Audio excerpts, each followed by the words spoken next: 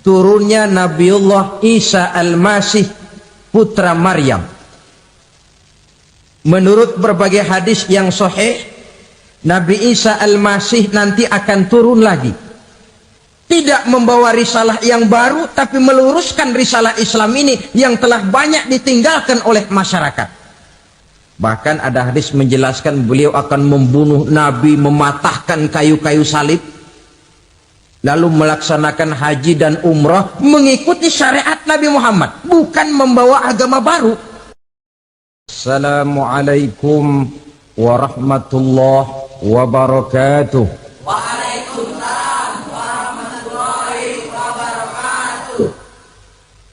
Alhamdulillah, wassalatu wassalamu ala sayyidina Rasulillah, sayyidina wa maulana Muhammad ibn Abdullah wa ala alihi wa sahbihi wa mawala.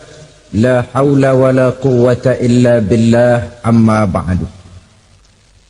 Bapak-bapak, ibu-ibu, saudara-saudara kaum muslimin rahimakumullah.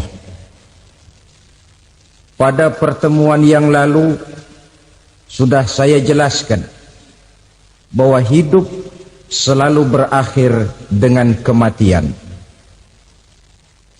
Apabila datang kematian menimpa seseorang, datanglah kiamat baginya. Itu yang disebut dengan kiamat kecil. Hakikatnya mati adalah perpindahan dari kehidupan di dunia ini menuju kehidupan di alam barzakh. Menunggu kita di alam barzakh sampai datangnya saat kiamat. Entah 10 tahun, entah 100 tahun, entah 1000 tahun, hanya Allah saja yang maha tahu. Adapun orang-orang beriman yang melakukan amal kebajikan dalam kehidupan di dunia ini, masa penantian yang lama di alam barzakh buat mereka sebentar saja. Tetapi bagi orang-orang kafir yang ingkar, yang tidak beriman kepada Allah, yang hidup di dunia cuma menumpuk-numpuk dosa, tentu penantian di alam barzakh akan merupakan waktu yang sangat lama. Bukankah dalam kehidupan kita waktu itu memang relatif? Contoh misalnya, bagi pemuda-pemudi yang sedang duduk asyik memadu cinta, waktu 4-5 jam saja rasanya cuma 4-5 menit. Tenggelam oleh keasikan. Tapi buat orang yang berbaring di rumah sakit, meratap di balik-balik apa itu tembok derita kata lagu, di balik dinding-dinding penjara, sehari bagai seminggu, seminggu rasa sebulan, sebulan boleh jadi rasa setahun. Penantian yang sangat lama. Kapan kiamat itu akan datang? Ini rahasia Allah. Jangankan kita yang orang awam, baginda Nabi sendiri tidak diberitahu oleh Allah kapan kiamat itu akan terjadi. Tetapi sungguh pun demikian, banyak hadis-hadis yang menjelaskan ciri atau tanda-tanda datangnya kiamat. Nah, kalau sudah bicara soal tanda, tanda kiamat itu ada dua. Pertama yang disebut alamatus sughra, tanda-tanda kecil. Ini waktunya masih ada tenggang. Ada yang dinamakan alamatul kubra, tanda-tanda besar. Artinya kiamat sudah diambang pintu. Apa tanda-tanda kecil dari datangnya hari kiamat itu? Misalnya kata Nabi, apabila ilmu sudah diangkat oleh Allah, artinya apabila ulama sudah banyak wafat, minat orang belajar agama berkurang, lalu kebodohan nampak merajalela di mana-mana, zina dikerjakan secara terbuka, minuman-minuman keras jadi kebanggaan. Itu termasuk di antara tanda-tanda kecil terjadinya hari kiamat. Apalagi misalnya iza waladatil ammatu rabbataha, apabila budak sudah melahirkan tuan. Apa maksudnya? Ada yang mentafsirkan apabila anak sudah bisa membudaki orang tuanya. Orang tua yang melahirkan dia, yang membesarkan dia, demi setelah si anak besar jadi orang berpangkat, bertitel, berharta, berkedudukan, jadilah orang tua itu budaknya. Sehingga sering dibilang kalau orang tua kaya, anak jadi raja. Tapi kalau anak yang kaya, orang tua sering jadi budak. Apalagi munculnya fitnah yang bergelombang, timbul perang antara dua bangsa yang besar, waktu berjalan terasa sangat pendek sekali. Itu merupakan tanda di antara tanda-tanda kiamat. Termasuk di dalamnya sulit membedakan mana laki, mana perempuan. Kan kalau tanda-tanda kayak begini sekarang sudah banyak kita lihat kan. Ulama banyak wafat, penggantinya sulit. Zina dikerjakan berterang-terangan, minuman keras jadi kebanggaan, banyak anak membudaki orang tuanya, sulit membedakan mana laki mana perempuan. Kadang-kadang dari belakang kita lihat perempuan bener, begitu kita colek nengok jenggotan.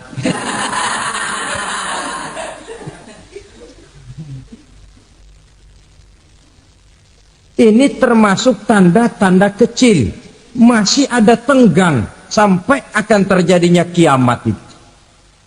Nah, yang dimaksud dengan tanda-tanda besar, ini tanda besar artinya kiamat sudah di ambang pintu. Pertama, matahari terbit dari sebelah barat. Apabila matahari sudah terbit dari arah sebelah barat, tertutuplah sudah pintu taubat. Bersabda Nabi kita, la taqumus sa'atu hatta tatlu'a syamsu min maghribiha.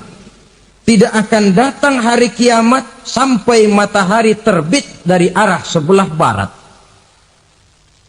Wa iza tala'at, manakala matahari telah terbit dari arah sebelah barat, wara'ahan nasu, manusia banyak menyaksikan itu, amanu ajma'un, mereka pun lalu beriman.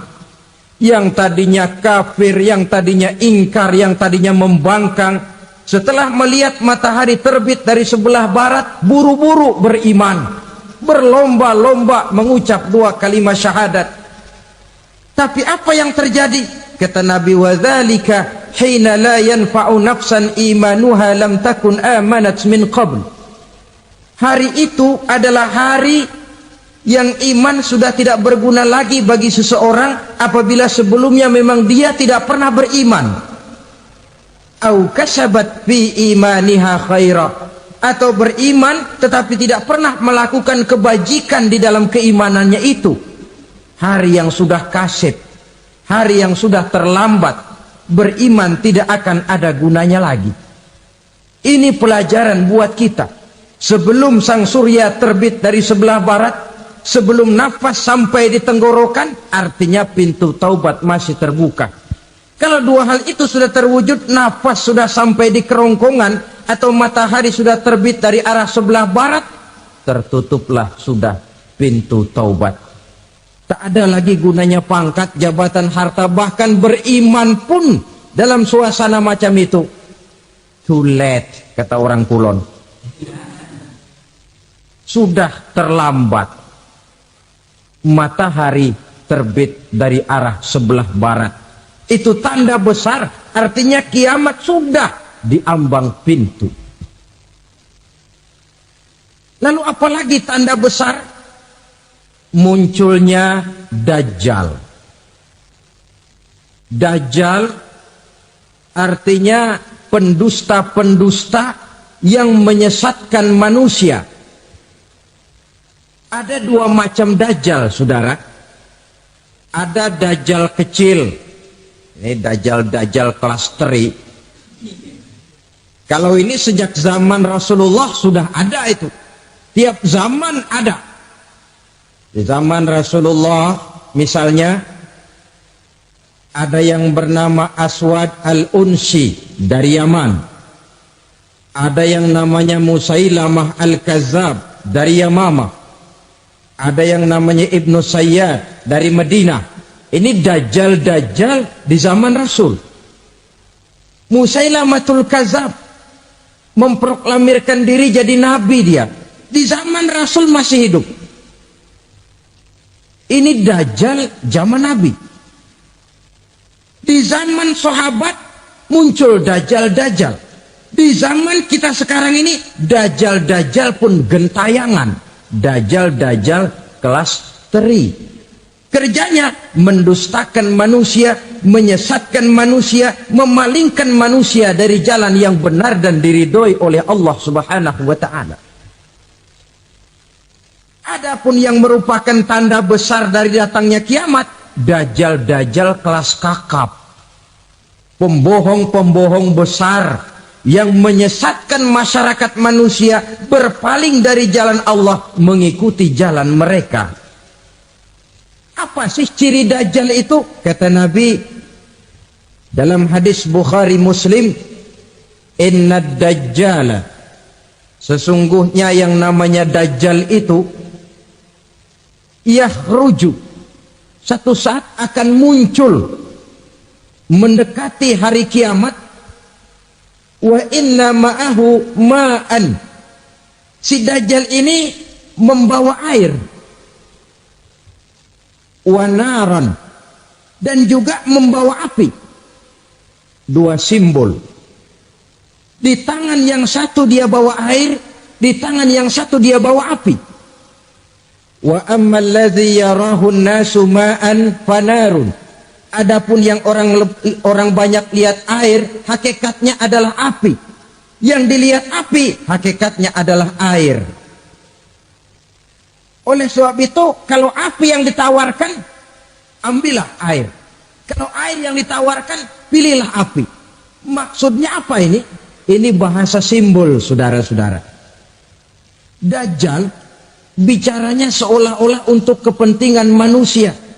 Menawarkan surga. Surga yang dia tawarkan hakikatnya neraka. Hai manusia, kalau kau mau bahagia, jangan dekat-dekat dengan agama. Sholat itu tidak efektif dan efisien, tidak produktif dari segi ekonomi itu. Menghadiri majelis taklim cuma buang-buang waktu. Tahajud, tasbih, tahlil, baca Quran, apa itu? Pekerjaan mubazir saja. Hidup ini cuma sekali. Masa yang cuma sekali, manfaatkan dengan sebaik-baiknya. Mumpung. Dibawanya sifat mumpung, tetapi dalam pengertian yang sangat negatif. Bicaranya seolah-olah untuk kepentingan manusia, tetapi sebenarnya menjerumuskan manusia. Menawarkan air, tapi sebenarnya api. Menawarkan api, tapi hakikatnya air. Buat apa kamu sholat? Buat apa kamu bayar zakat? Buat apa kamu puasa? Surga yang dicanangkan dajjal, hakikatnya neraka. Neraka yang digambarkan dajjal, pada dasarnya adalah surga. Jadi memutarbalikkan fakta itu kerjaan dajjal. Yang hak jadi batil, yang batil dibilang hak, yang benar jadi salah, yang salah malah jadi benar. Tuntunan disuruh jadi tontonan, tontonan malah menjadi tuntunan. Itu pekerjaan dajjal profesinya. Zamannya Nabi Adam, dajjalnya kan iblis. Betul? Betul. Apa sih gang kerayuan iblis itu? Allah setelah menciptakan Nabi Adam kan bilang, Adam, kau dan istrimu Hawa tinggal di surga ini. Seluruh fasilitas yang ada di surga persilahkan kau nikmati. Satu yang tidak boleh, jangan coba-coba dekati pohon khuldi. Dekat saja jangan, apalagi sampai memetiknya. Datang Dajjal yang namanya iblis ini. Adam, kamu tahu nggak kenapa tidak boleh makan buah khuldi? Ya nggak tahu, pokoknya saya dilarang. Bodoh kamu, Dam. Khuldun artinya kekal. Kalau kamu makan itu buah, kau akan kekal di surga buat selamanya. Allah tidak kepengen, maka dilarang kamu makan buah khuldi. Kalau kau ingin kekal di surga, Adam, makan saja. Saya bicara begini ini untuk kepentingan kamu, Adam. Ini kan ciri-ciri Dajjal. Bicaranya sih seolah-olah untuk kepentingan Nabi Adam. Hakikat sebenarnya menjerumuskan Nabi Adam supaya ingkar dan melanggar larangan dari Allah Subhanahu wa ta'ala. Jadi setelah muncul Dajjal, timbul kekacauan-kekacauan di masyarakat. Banyak yang terpengaruh, terpedaya dan terpesona. Termasuk mereka yang memproklamirkan diri jadi nabi. Mereka yang memproklamirkan diri jadi rasul di zaman sesudah Rasulullah wafat. Itu adalah Dajjal. Maka saya ingatkan, kalau di zaman kita sekarang ini ada orang ngaku jadi nabi, ada orang ngaku jadi rasul, biar bahasa Arabnya kental, Quran hafal, hadis ribuan hadis hafal, biar pakai serban sampai menyengser ke tanah, bahasa Arabnya fasih, tapi dia mengaku jadi nabi, jadi rasul. Kita umat Islam wajib tidak percaya, wajib untuk tidak percaya. Itulah Dajjal zaman kita sekarang ini. Tidak mustahil mereka datang mempengaruhi orang awam supaya berpaling dari Rasulullah, mengikuti mereka. Nah, di akhir zaman nanti, mendekati hari kiamat, Dajjal ini muncul. Dajjal kelas kakap, menyesatkan masyarakat manusia untuk berpaling dari Islam, mengikuti seruan mereka. Apalagi di antara datangnya kiamat itu, tanda yang besar itu, turunnya Nabiullah Isa Al-Masih, putra Maryam. Menurut berbagai hadis yang sahih, Nabi Isa Al-Masih nanti akan turun lagi. Tidak membawa risalah yang baru, tapi meluruskan risalah Islam ini yang telah banyak ditinggalkan oleh masyarakat. Bahkan ada hadis menjelaskan beliau akan membunuh Nabi, mematahkan kayu-kayu salib, lalu melaksanakan haji dan umrah mengikuti syariat Nabi Muhammad, bukan membawa agama baru. Menjadi semacam mujaddid, reformer, menyelamatkan manusia dari bisikan Dajjal. Bahkan ada riwayat yang menjelaskan bahwa Nabi Isa berhasil mengalahkan Dajjal, mengembalikan masyarakat manusia kembali kepada ajaran Islam yang datang dari Allah, dibawa oleh Rasulullah Sallallahu Alaihi Wasallam. Dengan kata lain, turunnya Nabi Isa bukan sebagai Nabi dan Rasul baru, tetapi mengikuti syariat Nabi kita Muhammad Sallallahu Alaihi Wasallam. Saudara hadirin, ibu-ibu hadirat yang saya hormati, kemudian apalagi di antara tanda-tanda besar akan datangnya kiamat itu, keluarnya asap atau awan. Kata Nabi, inna min asrati sa'ah dukhanan yamla'u ma bainal masyriqi wal maghrib. Di antara tanda-tanda kiamat, munculnya awan antara langit dan bumi. Ini pun diperkuat dalam surah Ad-Dukhan ayat 10. Fartaqib yauma ta'tis sama bidukhanim mubin fayughshan nas hadza azabun alim. Bagi orang-orang yang beriman, mereka biasa-biasa saja. Tapi bagi orang kufur, datangnya asap dan awan ini merupakan azab yang kelewat pedih. Barangkali sedikit mendekati gambaran tentang azab yang pedih ini, saya ingatkan alam pikiran kita kepada peristiwa yang belum lama terjadi. Pernah dengar berita bocornya reaktor nuklir di Chernobyl, Uni Soviet? Pernah dengar? Bocornya reaktor nuklir di Chernobyl yang mengakibatkan ratusan bahkan sangat mungkin ribuan nyawa. Cuma satu reaktor. Bagaimana kalau seluruh cadangan nuklir yang dimiliki oleh para negara adik kuasa ini diledakkan? Bahkan yang konon menurut catatan, cadangan nuklir yang dimiliki bersama oleh Amerika dan Rusia sekarang ini sudah sanggup memusnahkan 6 miliar manusia. 1,5 kali lebih banyak dari jumlah manusia yang nongkrong di permukaan bumi ini. Saudara-saudara hadirin yang saya hormati, lalu saat mendekati hari kiamat, apalagi tandanya? Setelah Nabi Isa wafat, pada saat turunnya yang kedua kali, lalu Allah meniupkan angin sejuk. Semua orang-orang beriman, orang-orang baik wafat, sehingga penghuni bumi ini cuma tinggal lagi terdiri dari orang-orang kafir. Tidak ada lagi di bumi ini yang bisa mengucapkan Allah. Sehingga dalam hadis qudsi itu ada keterangan, innallaha azza wa jalla yaqulu li Israfil. Allah pernah pesan kepada malaikat Israfil, kata Allah, Israfil, iza sami'ta qailan yaqul Allah Allah fa akhirin nafah 40 sanatan ikraman liqailiha. Hai Israfil, apabila kau dengar di permukaan bumi masih banyak orang yang mengucapkan Allah Allah, maka tunda sangkakala kiamat itu 40 tahun. Untuk apa? Ikraman liqailiha, menghormati orang yang mengucapkan Allah Allah itu.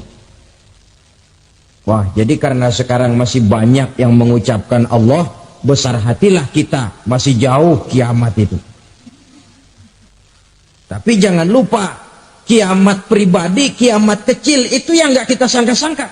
Ajal datang mencabut nyawa, itu kiamat pribadi, dan itu yang pasti kita hadapi, dan itu yang membuat kita tidak boleh bersikap main-main di dalam kehidupan sekarang ini.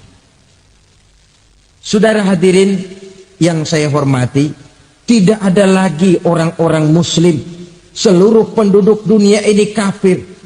Lalu terciptalah struktur sosial yang berlandaskan prinsip hidup semau gue. Bakal terjadilah prinsip di mana yang kaya menyantap yang miskin, yang kuat menindas yang lemah. Hidup sudah bagaikan di rimba belantara. Berlaku hukum rimba. Siapa yang kuat dia yang menang. Siapa yang lemah menjadi mangsa. Timbul kekacauan. Maksiat merajalela. Munkarat menjadi-jadi. Sehingga isi bumi ini penuh dengan segala macam perbuatan dosa. Tidak ada perlunya lagi alam diperpanjang temponya. Datang saat yang sudah dijanjikan oleh Allah Azza wa Jalla, maka terjadilah yang disebut kiamat kubra, kiamat besar, kiamat ancur-ancuran. Bagaimana kejadian ini dimulai? Dalam surah Az-Zumar ayat 68, Allah Subhanahu wa taala berfirman, wa nufikha fis-suri fasa'iqa man fis samawati wa man fil ardi illa man sya'allahu. Maka manakala ditiuplah sangkakala, terkejutlah seluruh yang ada di langit dan seluruh yang ada di bumi. Bila saat kiamat datang, Allah perintah malaikat Israfil, Israfil, tiup sangkakalamu. Ditiuplah sangkakala oleh malaikat Israfil. Yang akibat daripada tiupan itu, seluruh yang ada di langit, seluruh yang ada di permukaan bumi terkejut. Yang ada di langit siapa? Malaikat kan. Bayangin aja kalau malaikat kaget, apalagi kita. Terkejut seluruh makhluk yang ada di bumi, yang ada di langit mendengar suara sangkakala itu. Bunyinya tidak sanggup kita bayangkan dahsyatnya. Ledakan nuklir, ledakan neutron, belum apa-apa ketimbang bunyi sangkakala malaikat Israfil ini. Nah, lalu mendengar bunyi sangkakala ini, gemparlah makhluk, kacaulah alam. Bumi gempa, planet-planet bertabrakan, gunung meletus, air laut tumpah ke darat, angin topan bertiup, halilintar menyambar. Lalu semua yang bernama hidup mati total. Mati bareng tanpa persiapan. La haula wala quwata illa billah. Saya kadang-kadang dalam tafakur bermohon, ya Allah, mudah-mudahan saya nggak nemuin kiamat beneran. Ngeri. Tidak bisa kita bayangkan macam apa suasana seperti itu. Allah saja banyak memberikan gambaran, misalnya Al-Qari'ah, wa mal qari'ah, wa ma adraka mal qari'ah. Kejadian yang menggemparkan. Tahukah kamu apa kejadian yang menggemparkan itu? Yauma yakunun nasu kal farasil mabsus wa takunul jibalu kal ihnil manfus. Pada saat itu manusia berterbangan bagai kupu-kupu. Gunung berterbangan seperti kapas ditiup angin. Gunung saja macam kapas, konon lagi manusia. Kematian total, mulai semut sampai gajah mati, jin mati, iblis mati, malaikat mati. Malaikat saja mati. Saudara hadirin yang saya hormati, kematian total yang tanpa persiapan. Orang bilang, Pak, kalau mati bareng begitu yang repot malaikat maut dong ya. Cabut sana, cabut sini. Itu kalau menurut logika kita. Mestinya begitu menurut logika. Tapi logika juga yang nggak perlu serepot itu. Sebab untuk mematikan listrik di wilayah DKI, di wilayah Jakarta, nggak perlu tiap rumah didatengin, matiin, ya lama. Cukup dari kantor pusatnya saja PLN, tekan satu tombol, gelaplah seluruh Jakarta. Saudara hadirin yang saya hormati, kematian total. Lalu setelah kematian total, planet-planet juga mati, dalam arti tidak bergerak dan beredar. Angin mati, dalam arti tidak bertiup. Air mati, dalam arti tidak ada riak gelombang. Pokoknya semua mati. Kullu nafsin za'iqatul maut, semua yang bernafas mati. Dalam ayat lain, kullu man 'alaiha fan, semua yang ada di permukaan bumi fana. Yang kekal cuma Allah Subhanahu wa ta'ala. Yang paling belakang mati malaikat maut dan malaikat Israfil.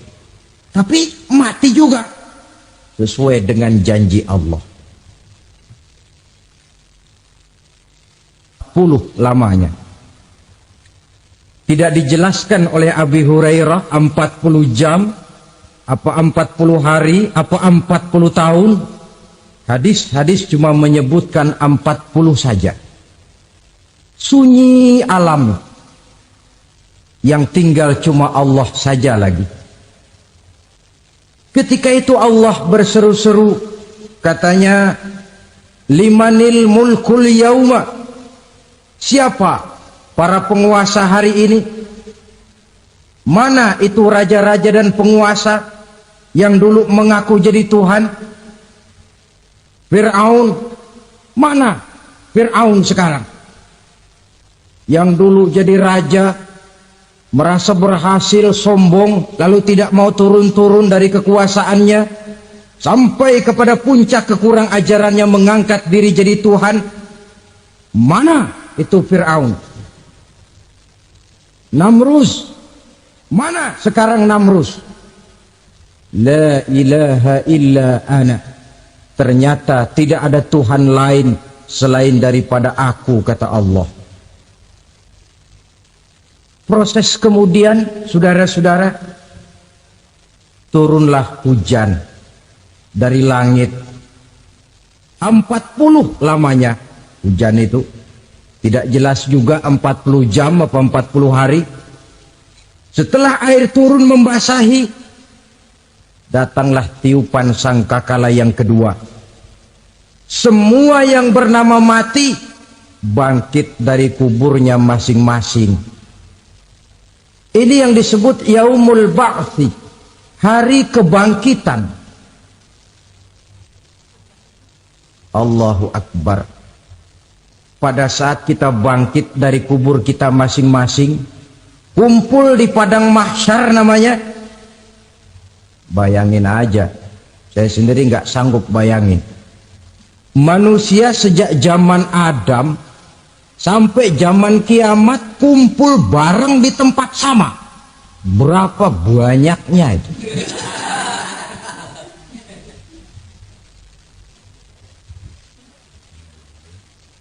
Dan yang luar biasa menurut satu riwayat, pada saat bangkit itu, Masya Allah, roman muka kita berubah,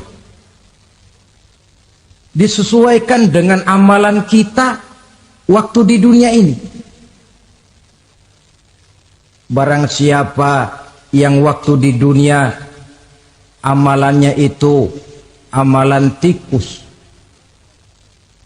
di akhirat nanti dia bangkit dari kubur, mukanya seperti muka tikus.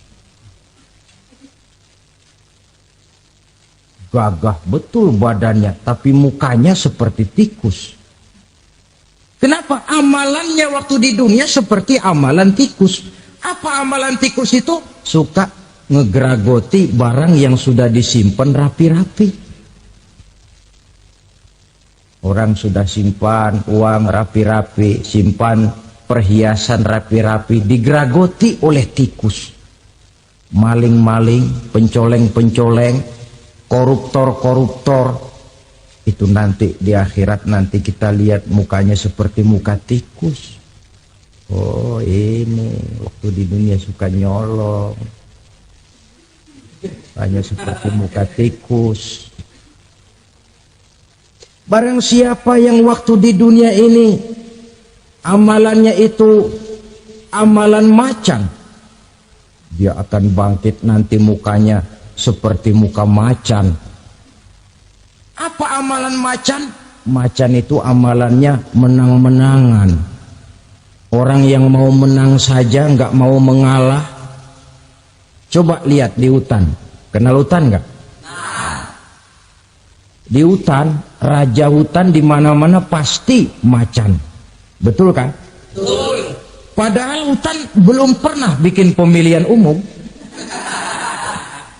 Tapi macan tidak peduli ada pemilihan umum apa tidak, pokok saya raja. Sebab apa? Macan jadi raja itu bukan karena benar, tapi karena kuat jadi raja. Setelah dia jadi raja, rakyat hutan yang mesti dilindungi malah dimakan oleh raja macan. Kambing rakyat hutan dimakan oleh macan. Ayam rakyat hutan dimakan oleh macan. Itu nanti kita lihat di akhirat itu mukanya seperti muka macan, gagah betul. Lalu barang siapa yang di dunia ini amalannya itu seperti amalan anjing, nanti dia punya muka seperti muka anjing. Apa amalan anjing?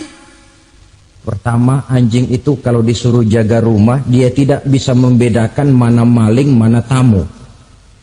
Biar yang datang maling, kalau bawa tulang, anjing kalem. Yang kedua, anjing itu akan setia kepada siapa saja yang memberinya roti. Siapa yang memberinya roti, itulah majikannya. Apa kata majikannya, pasti dia laksanakan. Soal benar atau salah, dia tidak peduli. Setelah anjing dapat roti, dia tidak punya pilihan lain kecuali bilang, abdi mah kumaha juragan wae ayeuna mah.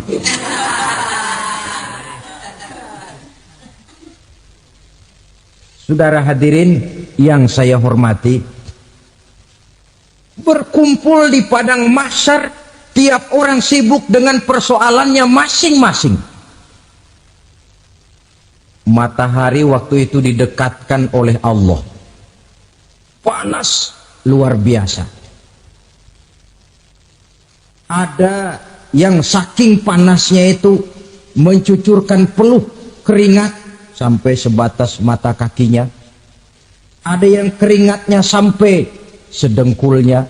Ada yang keringatnya sampai sepusatnya. Ada yang keringatnya mengalir sampai sebahunya. Ada yang kelelap oleh keringatnya sendiri, sementara orang di sampingnya nggak apa-apa. Bergantung lagi amalan dia waktu di dunia ini. Saudara-saudara, sebagian orang dalam kepanikan padang mahsyar berombong-rombong datang mereka menghadap Nabi Adam. Ya Adam, anta abal bashar. Hai Adam, Tuhan adalah bapak moyang manusia. Kami sebentar lagi akan disidang, dimintakan pertanggungan jawab. Tolonglah kami, hai Adam. Kata Nabi Adam, jangankan nolongin sampean, saya sendiri tanggung jawab di hadapan Allah ketika dulu tidak boleh makan khuldi, saya serobot. Sudahlah, urus diri masing-masing saja, nafsi. Begitu kata Nabi Nuh, begitu kata Nabi Ibrahim. Tiap orang bertanggung jawab sendiri-sendiri. Ketika itulah saudara-saudara, nikmatnya menjadi umat Nabi besar Muhammad sallallahu alaihi wasallam. Sebab apa? Walaupun menurut abjad kita ini umat paling belakang, paling belakang kita ini toh, karena Nabi Muhammad adalah Nabi akhir. Tapi akan dihisap lebih dulu, lewat di atas sirat lebih dulu, masuk surga lebih dahulu ketimbang umat-umat belakangan. Ketika Rasul mendekati ajal, beliau tanyakan itu kepada malaikat Jibril. Malaikat Jibril berkata, Muhammad jangan khawatir, Allah sudah berjanji, inni haramtul jannata ala sairil anbiya hatta tadkhulaha anta. Wa haramtuha ala sairil umami hatta tadkhulaha ummatuka. Surga aku haramkan buat seluruh nabi kecuali kalau engkau Muhammad sudah masuk ke dalamnya. Dan surga aku haramkan buat seluruh umat kecuali kalau umatmu Muhammad sudah masuk ke dalamnya. Logikanya, walaupun menurut abjad kita umat paling belakang, bakal dihisap paling dulu, lewat di atas sirat paling dulu, masuk surga paling dulu, kalau mampir ke neraka juga paling dulu. Ya resiko. Jangan mau enaknya aja paling dulu. Saudara hadirin yang saya hormati, setelah masa kebangkitan, itu jangan dikira begitu bangkit langsung diperiksa. Masih menunggu menanti ribuan tahun perhitungan padang mahsyar untuk sampai kepada proses yang disebut yaumul hisab, hari perhitungan. Seorang demi seorang bakal dipanggil. Bayangkan saja, kita se-RT saja di absen, kadang-kadang perlu waktu lama. Ini manusia sejak zaman Nabi Adam sampai datang hari kiamat, satu demi satu disidang di hadapan Qadhi Rabbul Jalil. Status sosial copot sudah waktu itu. Yang pernah jadi hartawan di situ tidak lagi kelihatan kehartawanannya. Yang pernah jadi jenderal tidak lagi dipanggil jenderalnya. Yang ustadz tidak lagi dipanggil al-mukarramnya. Seluruh status sosial selesai. Dipanggillah kita seorang demi seorang menghadap Qadhi Rabbul Jalil. Bagaimana proses penghisaban itu? Pertama, proses tanya jawab. Di antaranya ada hadis menyatakan lan tazula qadama 'abdin yaumal qiyamah hatta yus'ala an arba'i khisalin. Besok di hari kiamat tidak akan bergeser telapak kaki seorang hamba sampai dia ditanya lebih dulu tentang 4 persoalan. Tentang ilmunya. Kemana ilmu itu diamalkan? Tentang umurnya. Di mana umur itu dihabiskan? Tentang masa mudanya. Kemana masa muda itu dipakai? Tentang hartanya. Dari mana harta itu didapat dan kemana harta itu dibelanjakan. Ini termasuk proses tanya jawab. Jadi kalau istilah pengadilan dunia, nama Fulan bin Fulan. Kamu waktu di dunia diberikan umur panjang untuk apa? Pernah mengalami masa muda, kemana kau habiskan masa remajamu? Kau diamanahkan ilmu, dengan apa ilmumu kau amalkan? Kau diberikan harta, dari mana harta kau dapat, kemana kau belanjakan? Tak seorang pun yang bisa mungkir. Sebab apa? Dikala itu yang menjadi saksi bukan orang. Yang menjadi saksi adalah seluruh anggota badan kita. Tangan bicara, kaki jadi saksi terhadap seluruh amalan yang pernah kita kerjakan pada saat kehidupan di alam dunia ini. Selesai proses tanya jawab, lalu diperlihatkan buku catatan kita waktu hidup di dunia ini. Jangan lupa Allah itu menyiapkan 2 superkomputer kepada kita, sebelah ditempelin sebelah kanan, yang sebelah tempelin di sebelah kiri. Komputer itu namanya Raqib dan Atid, 2 malaikat yang apabila baik kita lakukan, refleks saja akan menulis kebajikan kita. Jahat kita kerjakan, akan tertulis. Catatan itu nanti diperlihatkan kepada kita. Waduh, alangkah malunya pada saat diperlihatkan catatan kita, buku rapot kita, merah melulu. Barangkali diperiksa sambil diomelin, brengsek lo. Buku merah melulu begini bagaimana waktu hidup di dunia? Tidak cukup diperlihatkan buku catatan kehidupan, rekaman kehidupan. Rekaman kehidupan kita secara utuh sejak terlahir sampai ajal datang merenggut nyawa. Barangkali mirip dengan video sekarang ini, di mana terekam dengan baik seluruh kegiatan kita sejak yang sekecil-kecilnya sampai kepada yang sebesar-besarnya. Untuk kemudian kita pun menerima balasan. In khairan fa khairun wa in syarran fa syarrun. Kalau baik ya baik balasannya, kalau jahat ya jahat juga balasannya. Catatan-catatan kita diberikan. Kalau banyak kebajikannya diberikan di tangan kanan dengan cara yang halus. Kalau banyak kejahatannya diberikan dari sebelah kiri atau dilempar dari belakang. Itulah sebabnya sejak di dunia ini kita sudah mohon kepada Allah. Ketika berwudu membasuh tangan kanan, apa kita bilang? Allahumma a'tini kitabi biyamini wa hasibni hisaban yasirah. Ya Allah, berikan saya kitab di tangan kanan, dan kalau saya memang perlu dihisap, hisaplah saya yang seringan-ringannya.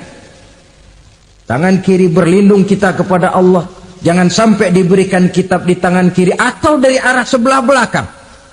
Wa a'udzubika an tu'tiya kitabi bishimali aw min wara'i zuhri, dari arah sebelah belakang. Na'udzubillah min dzalik. Setelah selesai lewat proses penghisaban, lewat mizan, timbangan, maka yang sudah selesai dihisab itu bergeraklah menuju sirat, jembatan yang terbentang menuju surga melalui neraka. Saudara-saudara, panjangnya perjalanan sirat itu memakan waktu ratusan tahun. Tetapi orang yang lewat di atas sirat pun macam-macam, bergantung amalannya ketika di dunia ini. Ada yang lewat di atas sirat itu kal barqil khatib, seperti kilat yang menyambar, lep, sudah sampai dia di surga. Cepat bukan main. Ada yang lewat di atas sirat itu seperti orang lari-lari. Ada yang lewat di atas sirat itu seperti orang jalan biasa. Ada yang sambil merangkak, ada yang sambil ngesor, ada yang sambil gelayutan. Ada yang selamat sampai ke ujung ke surga, ada yang tergelincir jatuh masuk ke dalam neraka, bergantung amalannya dalam kehidupan di dunia sekarang ini. Tiap kita akan melewati yang namanya sirat ini. Saudara-saudara kaum muslimin yang saya hormati, dengan demikian mereka yang selamat melalui sirat sampai ke terminal akhir surga, mereka yang ketika dihisab ternyata banyak kejahatannya daripada kebaikannya, mereka singgah di dalam neraka. Nah, adapun orang-orang yang beriman menurut ayat Quran dan hadis Nabi itu nanti ada bermacam-macam. Ada orang beriman itu yang dimasukkan surga. Ada orang beriman itu yang dimasukkan ke dalam surga. Ada orang beriman itu yang disebut penduduk surga. Kenapa lain-lain, Pak? Karena waktu di dunia amalannya juga lain-lain. Ada orang beriman yang masuk surga. Ini paling murah tiketnya. Mau masuk surga? Kata Nabi begini, ma min abdin qala la ilaha illallah thumma mata ala dhalik illa dakhalal jannah. Kalau seorang hamba sudah mengucap dua kalimat syahadat, dia yakin dengan kebenaran kalimat itu sampai matinya, orang itu akan masuk surga. Abi Dzar yang waktu itu diajak bicara heran, ya Rasul kok gampang betul? Iya, walaupun orang itu mencuri, iya, walaupun orang itu berzina, iya.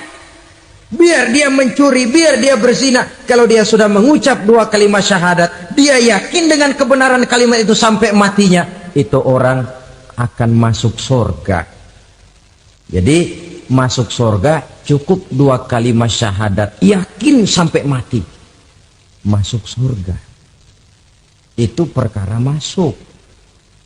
Tapi kalau pertanyaannya diterusin, masuknya kapan, Pak? Nah, ini lain lagi urusannya. Sebab ada yang masuknya itu langsung, ada yang mampir dulu. Di sana tempat cuma dua, kalau tidak surga, neraka. Mau ke surga tapi mampir dulu, yang mampirnya jelas di neraka. Kenapa? Dalam hadis qudsi ada riwayat, nanti itu di akhirat, setelah Allah selesai mengatur penduduk surga masuk surga, yang neraka masuk neraka, Allah berkata kepada malaikat Malik, malaikat Malik, labaik ya Allah, itu bajingan-bajingan tengik, manusia-manusia durjana yang waktu di dunia tidak mau sujud, jauh dari ulama, gemar melakukan yang munkarat dan maksiat, hidup di tengah masyarakat selalu jadi bibit keonaran, kufur, sudah masuk neraka semua. Sudah ya Allah. Nah, kalau sudah, coba sekarang kamu masuk, Malik. Saya, iya, masuk neraka. Mau apa ya Allah? Kata Allah, akhriju minan nar man kana fi qalbihi misqala habatin min khardalin min iman. Kau masuk neraka, cari di dalam neraka orang-orang yang ada imannya walaupun kecil sebesar biji zarah, angkat mereka keluar. Masuk malaikat Malik ke neraka, cari orang yang ada imannya, korek-korek. Ya repot, udah pada gosong. Yang ada imannya diangkat ke atas, yang ada imannya diangkat ke atas. Lalu dimandikan di Nahrul Hayat, namanya sungai kehidupan di akhirat nanti. Cakep lagi rupanya, bersih lagi wajahnya, apel di hadapan Allah. Kata Allah, bagaimana mas? Kapok nggak sampean? Kapok ya Allah. Nah, kalau kapok, idhab fadkhulil jannah. Pergi, masuk surga sana. Berangkat mereka ke surga.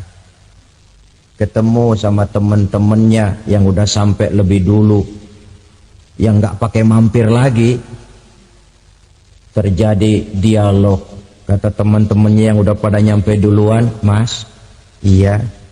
Emang baru sampai? Oh, saya baru sampai.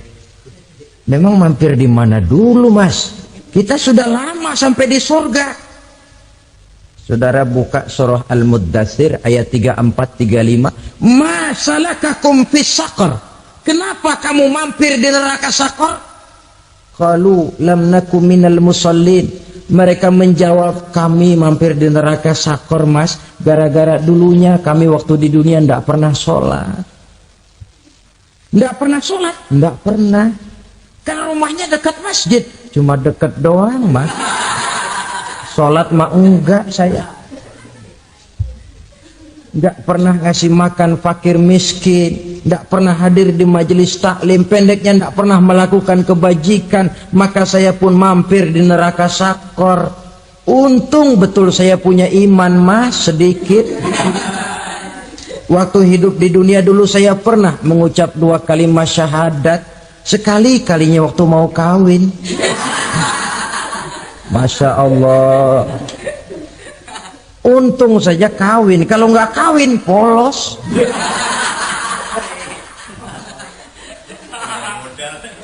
Itu juga pengulu sudah setengah mati ngajarin. Asyhadu alla, asyaduaan, asyaduaan.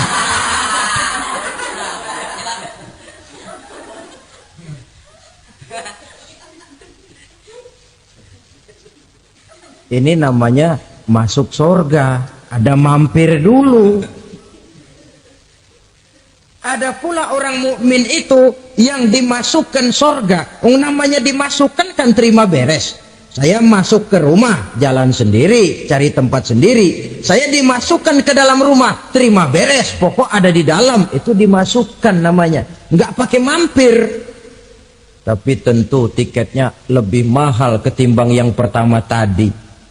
Apa kata Allah? Innal ladzina amanu wa amilus salihat la ukaffiranna anhum sayyi'atihim wa la udkhilannahum jannah.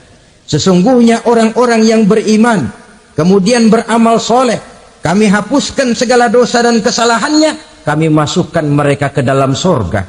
Lihat ayatnya. Allah yang memasukkan, kita yang dimasukkan. Tidak pakai transit, tidak usah mampir.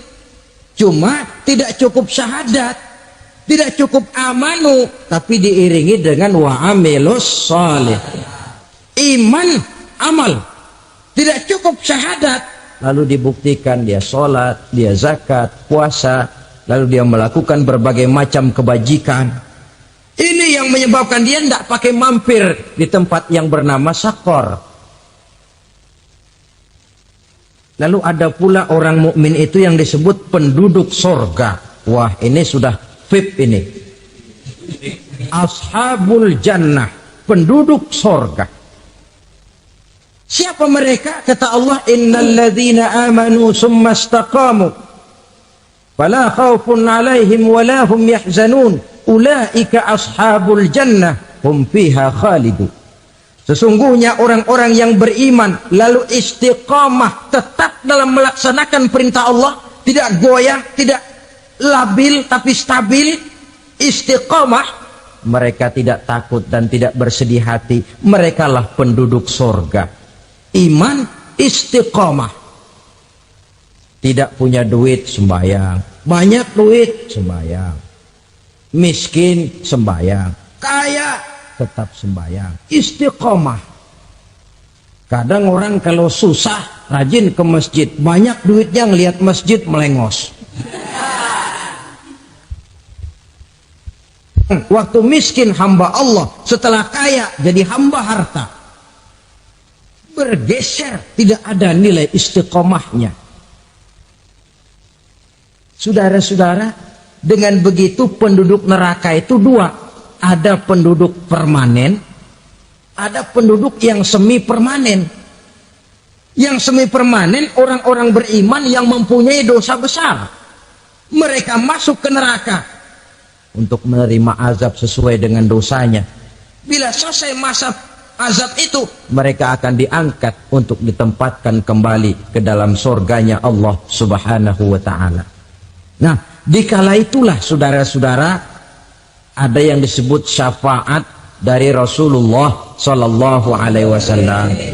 Tapi tentu jangan lupa, syafaat ini ibarat kain menambal dia. Kita punya kain bolong-bolong sedikit, syafaat yang menambal.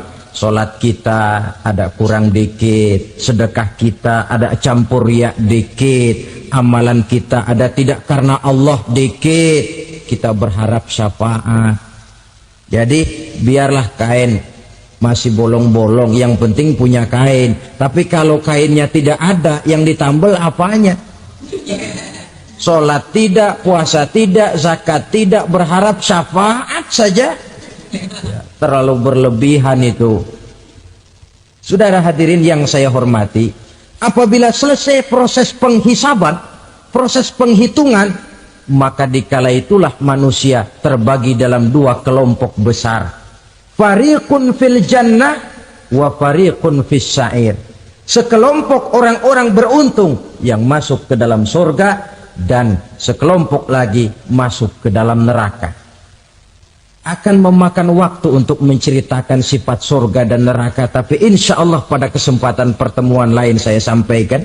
Namun sebagai gambaran umum cukuplah saya sampaikan sebuah hadis qudsi. Allah jelaskan, a'dadtu li'ibadiyas salihin ma la 'ainun ra'at wa la uzunun sami'at wa la khatara fi qalbil bashar. Aku sediakan buat hamba-hambaku yang soleh, yang tidak pernah terlihat oleh mata, tidak pernah terdengar oleh telinga, dan belum pernah terdetik dalam hati manusia.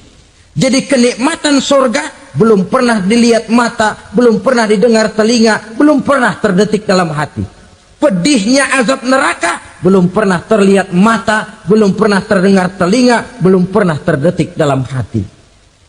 Saudara hadirin yang saya hormati, oleh karena itu sebagai uraian akhir daripada kiamat ini, marilah sama-sama kita memanfaatkan hidup dengan sebaik-baiknya, supaya jangan timbul penyesalan di hari kemudian nanti. Mudah-mudahan kita seluruhnya diselamatkan Allah dari azab neraka dan mendapat surga dan ridhonya. Sekian dan demikianlah pertemuan kita kali ini. Terima kasih banyak atas segala perhatian. Mohon maaf atas segala kekurangan. Usikum wa nafsi bitaqwallah. Wassalamualaikum warahmatullahi wabarakatuh.